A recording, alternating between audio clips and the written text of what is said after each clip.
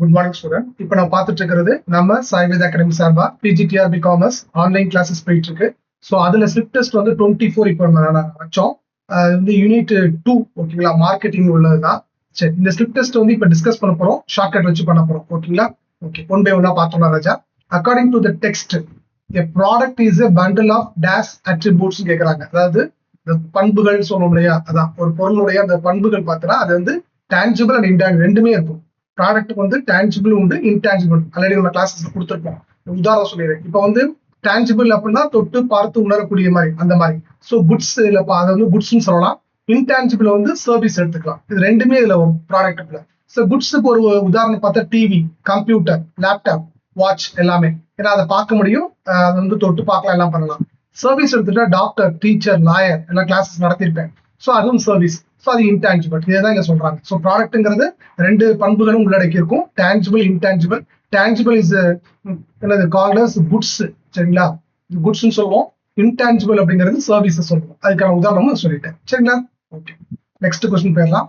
Who defined a product as anything that can be offered to a market for attention, acquisition, use or consumption and that might satisfy a want or need? ஒன்றும் இல்லை, அதாவது வரவிலக்கணம், அதாவது இலக்கணம் கொடுத்துருக்காங்க. யார் வந்து அதை சொல்லியிருக்கான்னு கேட்டிருக்காங்க ப்ராடக்டை பத்தி.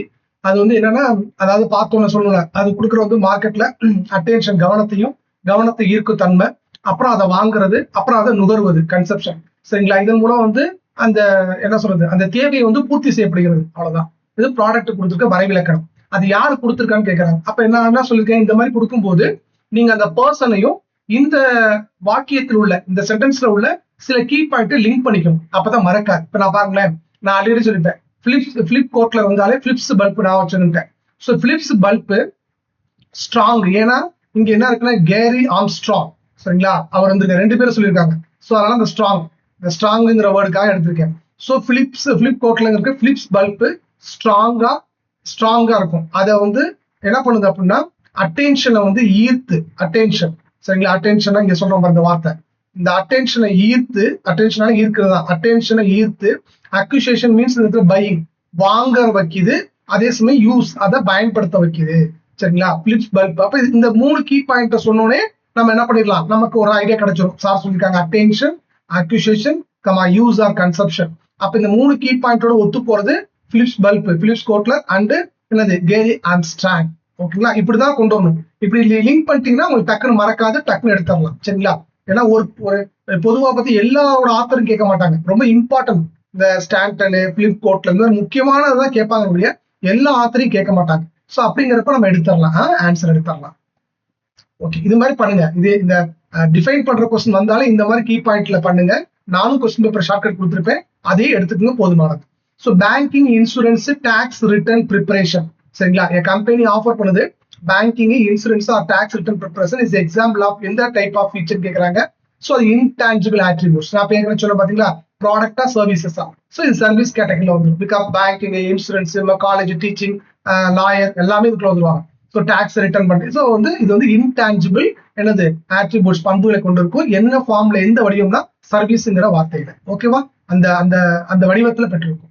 A product mix is also known as என்ன கேட்கறாங்க, ப்ராடக்ட் அசார்ட்மெண்ட், சரிங்களா. இதுல பாருங்களேன், இந்த ப்ராடக்ட் மிக்ஸுக்கு நான் எழுதிக்கிட்டேன், ப்ராடக்ட் மிக்ஸ். இதுல ஆஸ் கழுதி சொல்லுவோம்ல, ஆஸ் இந்த வார்த்தையை மட்டும் எடுத்துக்கிட்டேன், ஏன்னா இது இன்னொரு பேர் தெரியணும்ல, அதுக்காக தான். ஸோ ப்ராடக்ட் மிக்ஸியில ஆஸ் படம் இருக்கு. ஒரு நமக்கு மிக்ஸி யூஸ் பண்ணுவோம் இல்லையா, உங்க வீட்டுல வந்து காலையில நீங்க வந்து அந்த மிக்ஸி ஜார், என்ன சொல்றது, மிக்ஸி ஜார் சும்மா போடுறேன், மிக்ஸி ஜார்னு வச்சுக்கலாம். நீங்க மிக்ஸியை வந்து நீங்க வந்து காலையில ஆன் பண்ணும்போது இனிமேல் நான் வச்சுக்கலாம். ஒரு கொஸ்டின், இந்த ப்ராடக்ட், இந்த மிக்ஸி ப்ராடக்ட்ல இந்த இடத்துல ஆஷ்னா கழுத படம் போட்டிருக்கு, இந்த இடத்துல கழுத படம் போட்டிருக்கு, நான் வச்சுக்கேன். அப்ப என்ன அர்த்தம், ப்ராடக்ட் மிக்ஸுங்கிறது அசார்ட்மெண்ட். அப்ப மிக்ஸியில நீங்க டெய்லி காலையில ஏதாவது அரைப்பீங்க, அரைக்கும் போது ஒரு கொஸ்டின் ரிமைண்ட் பண்ணிக்கணும். அப்ப மிக்ஸியை பார்த்தா உங்களுக்கு மிக்ஸிங்கிற ப்ராடக்ட் என்ன சொல்லுது, அது மிக்ஸி அவ்வளவுதான். மிக்ஸிங்கிற ப்ராடக்ட் மிக்ஸ், ஆஷ் படம் போட்டிருக்கு, அப்ப ப்ராடக்ட் அசார்ட்மெண்ட் வந்துருமா. அடுத்து, the dash of a product mix refers to how many different product lines the company carries கேக்குறாங்க. சோ இதுல நாலுமே, அதாவது ஒண்ணுக்கு ஆன்சர்ல நான் நாலுமே கொடுத்துருக்கேன், பாத்துங்க. வித், ஓகேங்களா, வித் சொல்ல போகும்போது அகலம் சொல்லுவோம், அது வந்து என்னன்னா இப்ப ஆன்சர் பார்த்தா இதாகும் வித். ஓகே, இப்ப பாத்தீங்க அப்படின்னா how many different product line, அந்த கீ பாயிண்ட் தான் ஹவு மெனி. அப்ப HO W நீங்க வித் எடுக்கும் போது W, அடுத்து என்னது HO. அப்ப இந்த W இந்த HO எடுத்துக்கிட்டீங்க, அப்ப கூன் வந்துருதா. அப்ப இந்த how many different product line இந்த கீ பாயிண்ட் இந்த HO வரணும். இந்த லென்த் எடுத்துக்கிட்டீங்க அப்படின்னா என்ன வரும் அப்படின்னா அதையும் நான் கொடுத்துட்டேன், நாலுமே இங்க கொடுத்துட்டேன். ஓகேங்களா, அடுத்த கொஸ்டின் பேப்பர் அடுத்த டெஸ்ட்ல கேட்கலாம். So total number of item இந்த கீ பாயிண்ட் வரும்.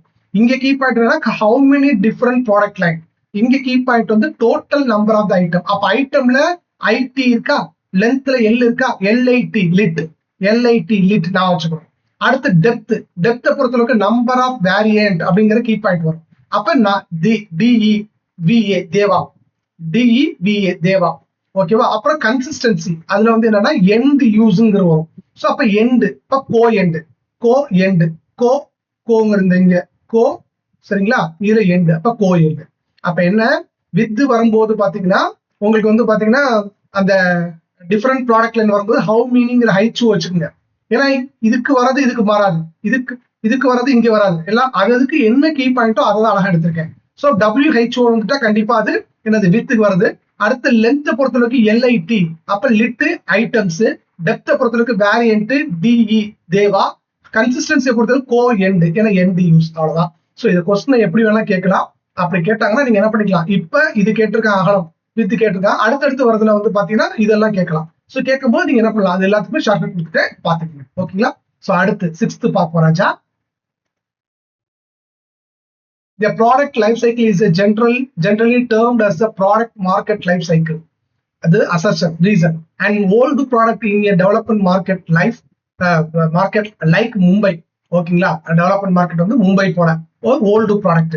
அது may have completely new life cycle எங்க வருதுன்னா இன் ரிமோட் வில்லேஜ் கான்டெக்ட். இப்போ கரெக்டா கேட்டா கரெக்ட், ரெண்டுமே கரெக்ட் தான். ப்ராடக்ட் லைஃப் சைக்கிள்ங்கிறது என்ன ஆகுது அப்படின்னா அடுத்த டேர்ம்ல ப்ராடக்ட் மார்க்கெட் லைஃப் சைக்கிளா மாறுது. மும்பைங்கிற அந்த என்ன சொல்றது அந்த சிட்டில இருந்த அந்த ஓல்டு அதுக்கு லைஃப் வந்து என்ன ஆகுதுன்னா அடுத்து ஆட்டோமேட்டிக்கா ரிமோட் வில்லேஜுக்கு போகும்போது ஓகேங்களா ஆட்டோமேட்டிக்கா வந்து அது புதுசா என்னது அந்த market product market life cycle உள்ளுக்குள்ள வருது அப்படிங்கிறாங்க. அதுதான் சொல்றாங்க. ரெண்டுமே கரெக்ட் தான். சரிங்களா, இண்டஸ்ட்ரியல் இப்ப நம்மளே எடுத்துக்கிறோம்ல. இப்ப நம்ம ஒரு உதாரணத்துக்காக சொல்றேன். இப்போ வந்து பாத்தீங்கன்னா உங்க ஊர்ல வந்து டவுன் இருக்கும், வில்லேஜ் இருக்கும். சரிங்களா, இப்ப எங்க ஊர் எடுத்துட்டோம்னா இது வந்து இதான் உங்க ஊர்னு வச்சுக்கலேன், இது ஃபுல்லா டவுனா இருக்கும். ஓகே, இந்த ஏரியா ஃபுல்லா டவுனா இருக்கும். கொஞ்சம் அப்படியே போகும்போது கொஞ்சம் இதா கூட இங்க வில்லேஜ் இருக்கும். சரிங்களா, அவங்க என்ன சொல்றாங்கன்னா மும்பை, இது மும்பைன்னு வச்சுக்கன்றாங்க, இது இங்க உள்ள வில்லேஜ் வச்சுக்க சொல்றாங்க. இப்ப மும்பைல ஒரு ப்ராடக்ட்டுக்கு மார்க்கெட் லைஃப் சைக்கிள் இருக்கு அப்படின்னா அது ஆட்டோமேட்டிக்கா இங்க இருந்துட்டு அடுத்து எங்க போகுது அப்படின்னா வில்லேஜுக்கு அது போகுது. அதான் அவங்க சொல்றாங்க. சோ அதுதான் எப்பவுமே எடுத்தோடனே வில்லேஜுக்கு கொண்டு போக மாட்டாங்க. அது இங்க பார்த்துட்டு எப்படி இருக்குன்னு அதோட பார்த்து அதுக்கப்புறம் என்ன வில்லேஜ் இப்ப இம்ப்ரூவ் ஆயிட்டு இருக்கனால இந்த பொருளோட இது இங்க போகும். அப்ப இங்க மறுபடியும் இதுக்கான மார்க்கெட் லைஃப் சைக்கிள்ல அது என்னது அடுத்தடுத்த ஸ்டேஜ் போகும். அதான் சொல்றாங்க. சரிங்களா, அடுத்து industrial goods always have a shorter life cycle than consumer goods. பொதுவா இண்டஸ்ட்ரியல் குட்ஸுக்கு லாங்கர் லைஃப் தான் இருக்கும். ஓகே, இங்க ஷார்ட்டர் லைஃப்னு சொல்றாங்க. சோ இந்த ஸ்டேட்மெண்ட் வந்து ஃபால்ஸ் ராஜா. Okay, according to Philips Kotler price is defined. இது நம்ம தெரியும், பிரைஸ்ங்கிறது விலை, the amount of money charge for a product or service. பொருளுக்கோ இல்ல சேவைக்கோ நீங்க ஒரு மணியை சார்ஜ் பண்றீங்க, அந்த அமௌண்ட்டை சார்ஜ் பண்றீங்கன்னா that amount is called as price. இது சொன்னவர் வந்து பிலிப் கோட்ல. ஓகே, இது பேசிக் கொஸ்டின் தான், படிச்சுக்கலாம். இதெல்லாம் ஷார்ட்கட்லாம் தேவையில்லை. சரியா, which of the following is considered an internal factor influencing a product price? இந்த மாதிரி கொஸ்டின் கேட்டோன்னே ஆட்டோமேட்டிக்கா இப்படி பக்கத்துல எழுதி வச்சுக்கணும். இன்டர்னல் ஃபேக்டர் என்ன இருக்கு, எக்ஸ்டர்னல் இருக்கு. ஏதாவது ஒண்ணு படிச்சிட்டீங்கன்னா நீங்க இன்னொன்னு ஒமிட் பண்ணிடலாம். சரிங்களா, இப்ப internal factor marketing objectives, marketing mix strategy, அடுத்து வந்து பாத்தீங்கன்னா cost, pricing policy, pricing objectives, இதான் இருக்கு இன்டர்னல். இவங்க என்ன கேட்டிருக்காங்க, கன்சிடர் அந்த இன்டர்னல் ஃபேக்டர் தான் கேட்டிருக்காங்க. அப்ப ப்ராடக்டோட பிரைஸ் இன்ஃபுளுன்ஸ் பண்ணக்கூடிய இன்டர்னல் ஃபேக்டர் வந்து இப்ப பாருங்க இதுலதான் கேட்டிருக்கோம். அப்ப மார்க்கெட்டிங் வரணும், இல்ல காஸ்ட் வரும், இல்ல பிரைசிங் இந்த கீவேர்ட்ல தான் வரணும். இப்ப இங்க பாருங்க மிடில் மேன் வந்துருக்கு, சம்மந்தம் இல்ல. காம்பரேட்டர்ஸ் இருக்கு, சம்மந்தம் இல்ல. மார்க்கெட்டிங் வந்துருக்கு, அப்ப மார்க்கெட்ல இது ரெண்டு தான். ஓகே, கவர்மெண்ட், அப்ப இது மூணுமே நமக்கு சம்மந்தம் இல்ல. இப்ப மார்க்கெட்டிங்கிற கீ பாயிண்ட் இருக்கா இதுக்கு, அதுல என்ன இருக்கு, மிக்ஸ் ஸ்ட்ராட்டஜி பார்க்கும்போது இங்க வந்துருச்சு. அப்ப இதுதான், இது இப்படிதான் படிக்கணும். பக்கத்துல எழுதி வச்சுட்டீங்கன்னா ஈஸியா இருக்கும். அடுத்த ஒரு கொஸ்டின் கேட்கலாம், எக்ஸ்டர்னல் ஃபேக்டர்ஸ் என்னன்னு கேட்கலாம். ஓகேங்களா, அதுதான் இங்க customer, supplier, middleman, comparator, government. ஓகேங்களா, இதை படிச்சுட்டாலே இதை நீங்க தூக்கிடலாம்.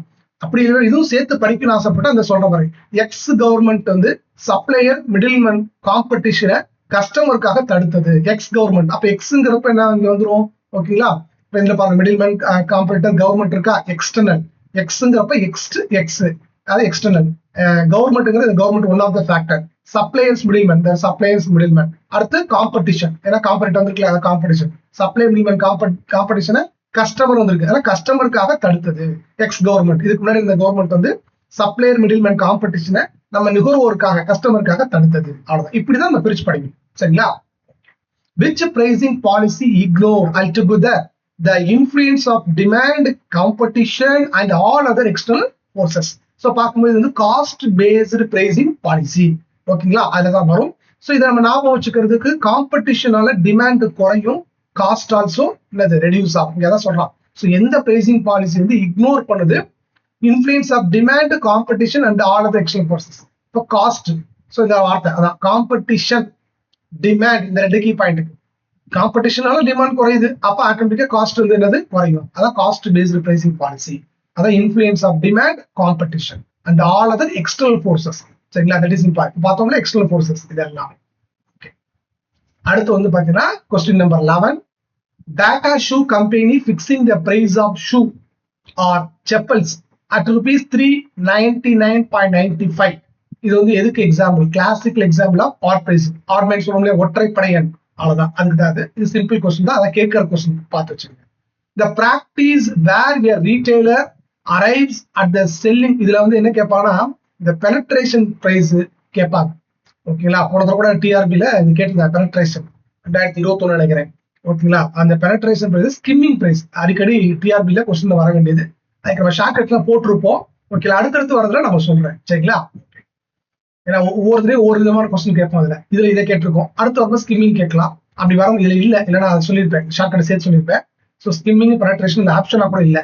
அப்படி இருக்கும்போது நான் அதுக்கு என்னன்னு சொல்லிடுறேன். அது ரெண்டு கேட்ட கொஸ்டின் நோட் பண்ணிடுறேன். The practice where a retailer arrives at the selling price by adding a certain percentage to the manufacturer price is known as markup pricing. ஒன்றும் இல்லை, நம்ம ₹3 வந்து மேனுஃபேக்சர் வந்து பிரைஸ் ஃபிக்ஸ் பண்றாரு. சும்மா ஒரு ப்ரூ காபி தூள்னு வச்சுக்கோங்க. அது வந்து இப்போ ரீட்டைலர்கிட்ட போகும்போது என்ன பண்ணுவாரு, அவர் ஒரு ₹2 லாபம் வச்சுப்பார், வச்சுக்கிட்டு தான் விற்பார். அதான். ஸோ அந்த மேனுஃபேக்சரோட அந்த அவர் ஃபிக்ஸ் பண்ண பிரைஸோட ஒரு சம் ஆஃப் த அமௌண்ட் வந்து என்ன பண்றாங்க, ஆட் பண்றாங்க. அதுக்கு பேர் தான் மார்க்அப் பிரைஸ்ங்கிறாங்க. இந்த ₹2. ஸோ இப்போ ₹5 ஆகுது. அந்த ரீட்டைலர் ஃபிக்ஸ் பண்ணக்கூடியது, அவ்வளவுதான். மிடில் மேன் ஃபிக்ஸ் பண்ணக்கூடியது. ஸோ அதுக்கு பேர் மார்க்அப் பிரைஸ். யாரு மேனுஃபேக்சர் ஃபிக்ஸ் பண்ண பிரைஸோட என்ன பண்றாங்க, மிடில் மேன் வந்து ஆட் பண்றாங்க சம் ஆஃப் த அமௌண்ட். அதுதான் இதை சொல்றாங்க, அது ரீட்டைலர். ஓகே. அடுத்த assertion in demand based pricing பாலிசில, if the demand is more the price, தேவை எப்படி இருக்கு, பிரைஸை விட அதிகமா இருக்கு, சரிங்களா? அப்ப will be increased. If it is less, கம்மியா இருந்தா the price will be reduced. இது அசர்ஷன். ரீசன் என்ன சொல்றான், டிமாண்ட் பேஸ்டு பிரைசிங் பாலிசில டிட்டர்மைன் என்ன பண்றாங்கன்னா, the price of the product in accordance with the demand position in the market. மார்க்கெட்ல demand position, சரிங்களா? அந்த தேவைங்கிற அந்த பொசிஷன் என்ன பண்ணிருக்கா, அது பேஸ் பண்ணிருக்க மாதிரி அதை தீர்மானிக்குது அப்படி சொல்றாங்க. ஸோ அப்ப அது கரெக்ட் தான். ஏன்னா உங்களுக்கு வந்து என்னன்னா, டிமாண்ட் அதிகரிச்சா ஓகேங்களா உங்களுக்கு பிரைஸ் கூடும், டிமாண்ட் கம்மியானா பிரைஸ் குறையும். அந்த டிமாண்ட் பேஸ் பாலிசியோட இதே கான்செப்டே அதான். அப்ப அது எதை டிட்டர்மைன் பண்ணுது, அந்த பிரைஸ் ஆஃப் த ப்ராடக்ட்டை டிட்டர்மைன் பண்ணுது. ஸோ அது எதை பேஸ் பண்ணினா, டிமாண்டோட பொசிஷனை மார்க்கெட்ல, அவ்வளவுதான். ஸோ அதை கேட்கறாங்க. அப்ப இந்த டிமாண்ட் பேஸ்டு பிரைசிங் பாலிசில பிரைஸ் டிட்டர்மினேஷன் எதை பேஸ் பண்ணிருக்கு அப்படின்னா, டிமாண்டை பேஸ் பண்ணிருக்கு மார்க்கெட்ல. அப்ப டிமாண்ட் அதிகமானா பிரைஸ் குறையும், டிமாண்ட் அதிகமான பிரைஸ் கூடும். சாரி, டிமாண்ட் கம்மியாயிருச்சு அப்படின்னா, சரிங்களா, டிமாண்ட் கம்மியாயிருச்சு அப்படின்னா ஆட்டோமேட்டிக்கா பிரைஸ் வந்து ரெடியூஸ் ஆகும், அவ்வளவுதான். ஸோ ரெண்டுமே கரெக்ட். இதுக்கு சரியான என்னது பொருத்தமான ஒரு விஷயம் தான். அதாவது என்ன சொல்றது, அந்த அசர்ஷனுக்கு பொருத்தமா தான் அந்த ரீசன் இருக்குன்னு சொல்லுவோம். ஓகே. 14th கொஸ்டின் பாருங்க ராஜா. Personal selling is defined as a process of informing customers and persuading them to purchase product through. ஓகேங்களா, இதை பாத்தீங்க அப்படின்னா personal communications. So personal communication மூலமா தான் இந்த இது என்ன பண்ணுது, அந்த ப்ராடக்ட்டை வந்து என்ன பண்றாங்க, வாங்க வைக்கிறாங்க. அப்ப இது வந்து என்னன்னா, இன்ஃபார்மிங் கஸ்டமருக்கு வந்து இன்ஃபார்ம் பண்றாங்க. பெர்சுவேடிங்னா அவங்களை வந்து வாங்க வைக்கிறதுக்கு தூண்டுறாங்க. பர்ச்சேஸ் த ப்ராடக்ட் எப்படி, இது எதுவும் நடக்குதுன்னா பர்சனல் கம்யூனிகேஷன், அந்த தனிப்பட்ட அந்த சொல்லணும் தகவல் தொடர்பு, அதன் மூலமா தான் அது நடக்குது. பர்சனல் அந்த இண்டிவிஜுவல் அது மாதிரி அந்த கம்யூனிகேஷன்ல நடக்குது அப்படிங்கிறாங்க. ஸோ இதான் பர்சனல் செல்லிங்க டிஃபைனா சொல்லியிருக்காங்க, விளக்கம். ஓகே. அக்கார்டிங் டு Canfield கிளாசிபிகேஷன்ல 3 கேட்டகரிஸ் ஆஃப் சேல்ஸ்மேன்ஷிப் என்ன கேக்குறாங்க. ஸோ டிமாண்ட் ஃபைட் பண்றது சரிங்களா, அதுக்கு டிமாண்ட் ஃபீல் பண்றது, அடுத்து கிரியேட்டிவ் அடுத்து வந்து professional salesmanship. So demand feeling பாத்தீங்க அப்படின்னா உங்களுக்கு நம்ம எப்படி ஞாபகம் வச்சுக்கலாம்னா இப்போ வந்து பாருங்களேன், மார்க்கெட் ஃபீல்டுல கேன்ஃபீல்டுங்கிறதுனால ஷார்ட்கட் ஃபீல்டு எடுத்துக்கிட்டேன். மார்க்கெட் ஃபீல்டுல டிமாண்ட கிரியேட் பண்ண ப்ரொஃபஷனல் சேல்ஸ்மேனால் மட்டும்தான் முடியும். இப்ப கேன்னா முடியும்னு அர்த்தம் சரிங்களா, இந்த கேன் இருக்கு பாத்தீங்களா, இது வந்து முடியும்னு அர்த்தம். ஸோ இங்க போட்டிருக்கேன். அடுத்து இதுல பாருங்க, டிமாண்ட ஃபீல் பண்றது, அதாவது டிமாண்ட் கிரியேட்டிவ் ப்ரொஃபஷனல். அப்ப டிமாண்ட கிரியேட் பண்ற ப்ரொஃபஷனல் சேல்ஸ்மேனால தான் கேன் முடியும். So can. ஸோ மார்க்கெட் ஃபீல்டுல ஸோ அப்ப ஃபீல்டுங்கிறப்ப இந்த வந்துருச்சா மார்க்கெட் ஃபீல்டு. ஸோ அந்த ஃபீல்டு இங்க கொண்டு வந்துட்டேன், கேன் இங்க கொண்டு வந்துட்டேன், இது 3 இதுக்கு லிங்க் பண்ணிக்கிட்டேன், ஆட்டோமேட்டிக்கா நமக்கு என்னது அந்த ஷார்ட்கட் வந்துருச்சு. சரியா, அப்படி அந்த ஸ்லோகத்தை அப்படியே மைண்ட்ல ஏத்துங்க, 2 தடவை பாருங்க, கொஸ்டின் அடிச்சு பாருங்க, மைண்ட்ல வந்துடும். சரி, அடுத்து வந்து கண்டிப் அண்ட் ஸ்டில் வந்து கிளாசிஃபை பண்றாங்க the objectives of personal selling into which 2 main categories. என்ன, குவான்டிடேட்டிவ் அண்ட் குவாலிட்டேட்டிவ். இது தெரிஞ்சதுதான் நம்ம கிளாஸஸ்ல கொடுத்துருக்கோம். Which of the following is explicitly classified as a physical quality required by a good salesman? சரிங்களா, sir good salesman அதாவது ஒரு எப்படி சொல்ற நல்ல சேல்ஸ்மேன், அதோடைய அது இப்படி பிரிச்சுக்கோங்க. பிசிக்கல் குவாலிட்டி இருக்கு, மென்டல் இருக்கு, சோசியல் இருக்கு, மாரல் இருக்கு. நான் நடத்திருப்பேன் கிளாஸ்ல. அதுல பிசிக்கல் என்ன இருக்கு, அப்பியரன்ஸ் நல்லா இருக்கும், ஹெல்த் சவுண்டா இருக்கும், பொஸ்டர் குட்டா இருக்கும், வாய்ஸ் கிளியரா இருக்கும். சரிங்களா, இது 4 வேணுங்கிறாங்க. அப்ப அவங்க கேட்கறது பிசிக்கல். அப்ப இந்த 4 விஷயத்தை பேஸ் பண்ணி என்ன இருக்கு, self confident, sincerity, sound, health, tactfulness. அப்ப என்ன வேணும், இந்த ஹெல்த் பத்தி இருக்கு சரிங்களா, அப்ப சவுண்ட், ஹெல்த், இதுதான் ஆன்சர். அவ்வளவுதான். அடுத்து மென்டல் இந்த மாதிரி எழுதிக்கிறோம். அடுத்த ஒரு கொஸ்டின் வேற கொஸ்டின் பேப்பர்ல மென்டல் கேட்கலாம், சோசியல் கேட்கலாம். இந்த மாதிரி எழுதி வச்சுட்டு அதை பாத்தீங்கன்னா உங்களுக்கு என்னது ஈஸியா புரியும். கொஸ்டின் பேப்பர்ல எழுதி வைங்க, நான் அனுப்புற பிடிஎஃப் பிரிண்ட் போட்டு எழுதி வச்சுங்க பக்கத்துல, மறக்கவே மறக்காது. The structural aim of an advertisement copy or summarized by the well-known formula VIDA. சரிங்களா, இது என்ன அப்படின்னா நான் அட்டென்ஷன், இன்ட்ரெஸ்ட், டிசைர், ஆக்ஷன், அது which stands for கேட்டிருக்காங்க. A for attention, I for interest, D for desire, A for action. அது எப்படி நான் வச்சுக்கலாம்னா அட் ஏடி அட்டை மட்டும் எடுத்துக்கிட்டேன்னா சொல்றேன் மேம். ஏடி அட்டை மட்டும் இந்த 2 லெட்டர், ஐஎன் இந்த 2 லெட்டர், டிஇ இந்த 2 லெட்டர், ஆக்ட் இதுல வந்து ஆக்ட் 3 எடுத்துக்கிட்டேன். சோ அட் மேல எழுதிருக்கேன்னா ஐஎன் டிஇ எழுதிருக்கா, இண்டி ஆக்ட். அதான் அட்லி, உங்களுக்கு தெரியும் அட்லி வந்து டைரக்டர். அட்லி வந்து இந்தினா இந்தி படம் வச்சுக்கோங்க, இந்தி மொழி. சோ இந்தியில ஆக்ட் பண்ணுது எது, ஆட் ஃபிலிமுக்கு. அட்லி இந்தியில ஆக்ட் பண்ணுது ஆக்ட். அப்ப அட்லிங்கிறது அட்லி, இந்தி அப்படின்ற ஐஎன்டிஇ, இன்ட்ரெஸ்ட், டிசைர், அடுத்து வந்து இந்த ஆக்ட், அப்ப ஆக்ஷன். வித்தின் செகண்ட்ல ஆன்சர் எடுத்துடலாம். கரெக்டா இந்த ஆர்டர் மாத்தாம அடிக்கலாம். சரிங்களா, அட்லி நான் வச்சுக்கோங்க, வேலை முடிஞ்சு போச்சு. ஓகே,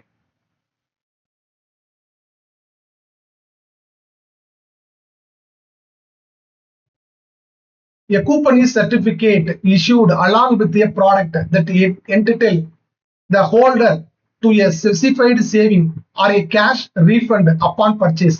So இது என்ன, கூப்பனுக்கான விளக்கம் தான், இது மீனிங் தான் கொடுத்திருக்காங்க. இட்ஸ் a correct, ஆல்ரெடி நம்ம கிளாஸஸ் கொடுத்திருக்கோம். It's a correct one. So true தான். Which of the following channels is classified as a zero level channel for consumer goods கேட்கறான்.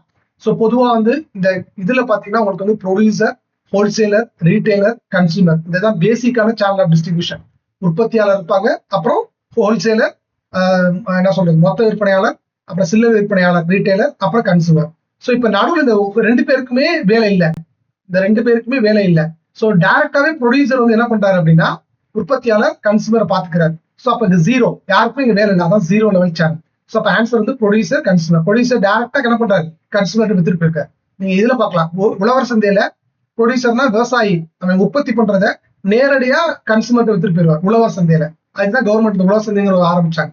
நேரடியா விவசாயி எந்த மிடில் மனும் இல்லாம அவரே கொண்டு வந்து அவர் விவசாயம் பண்ணதை கொண்டு வந்து என்ன பண்றாரு, அங்க கஸ்டமர்கிட்ட வித்துட்டு போயிட்டே இருக்கிறார் பப்ளிக்ட்ட. ஓகேங்களா, சோ அப்ப இங்க வந்து 0 லெவல் சேனல் தான் இருக்காது. The broad classification of middlemen divide them into which 2 main categories? So merchant middleman, agent middleman. இந்த மெர்ச்சன்ட் மிடில்மேன் பார்த்தீங்கன்னா 2 இதா இருக்கும், ஹோல்சேலர், ரீட்டைலா இருக்கும். ஸோ இதுல அடுத்த ஹோல்சேலுக்கு 3 டைப் இப்படி போயிட்டே இருக்கும். ஸோ நம்ம அதுல பாத்துக்கலாம். இப்போதைக்கு நீங்க தெரிஞ்சு வச்சுக்கணும். ஸோ மிடில்மேனோட கிளாசிபிகேஷன்ல 2 மெயின் கேட்டகரிஸ் வந்து மெர்ச்சன்ட் மிடில்மேன், ஏஜென்ட் மிடில்மேன். அதுல பிரிகிறது ஹோல்சேல், ரீட்டைலர், அப்புறம் ஹோல்சேல் வரது போயிட்டே இருக்கும். ஸோ பேசிக்கானது நான் வச்சுக்கேன். Which type of merchant wholesaler provide racks and self, ஓகேங்களா, self price the goods, keep them fresh and set up point of purchase display, often selling on consignment. So இது யாருன்னா இந்த ரேக் ஜாபர்ஸ் இருப்பாங்களே அவங்க தான். So அவங்கள பத்தி தான் கொடுத்துருக்காங்க. இது எல்லாமே அவங்க தான் சொல்லியிருப்பேன் கிளாஸஸ் நடத்தும் போது.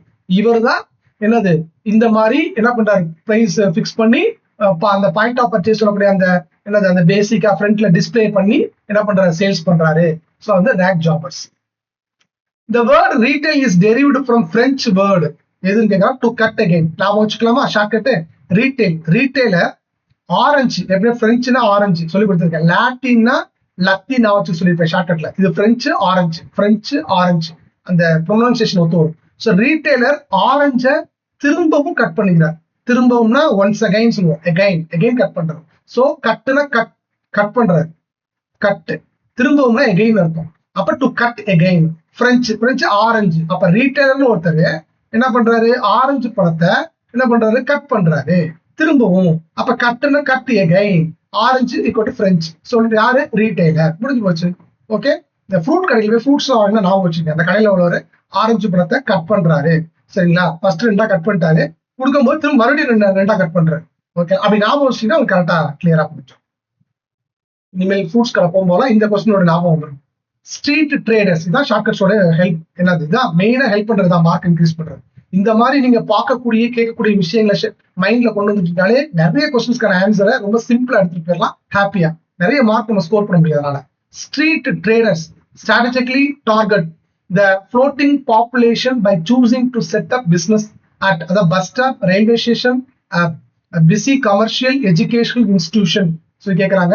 ஸோ பார்த்தீங்கன்னா ஸ்ட்ரீட் ட்ரேடர்ஸ் சொல்லியிருப்போம் இல்லையா, அவங்க அந்த டார்கெட் பண்ணக்கூடிய அந்த ஃப்ளோட்டிங் பாப்புலேஷன் எப்படி பண்றாங்க அப்படின்னு பாக்குறப்ப bus stop, railway station, class ஸ்டாப்னு சொல்லியிருப்பேன், பிசி கமர்ஷியல் எஜுகேஷன் இன்ஸ்டியூட்ஸ்ல அவங்க யூஸ் பண்ணிக்கிறாங்க. சரிங்களா, ஸோ அதுக்கேற்றாப்புல தான் அவங்க சேல்ஸ்ல அந்த சேல்ஸ்க்கான விஷயங்களை பண்றாங்க.